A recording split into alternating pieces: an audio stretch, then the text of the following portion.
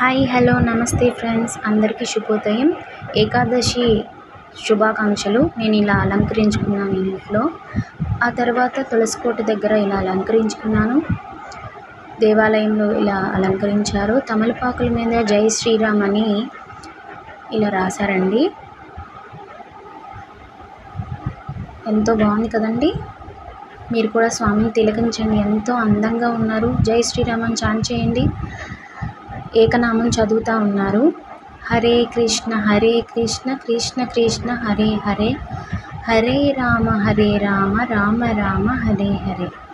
ఈ ఏకనామం ఈరోజు morning 6 o'clock నుంచి రేపు మార్నింగ్ 6 o'clock వరకు ఏకధాటిగా ఆపకుండా చదువుతూనే ఉంటారండి.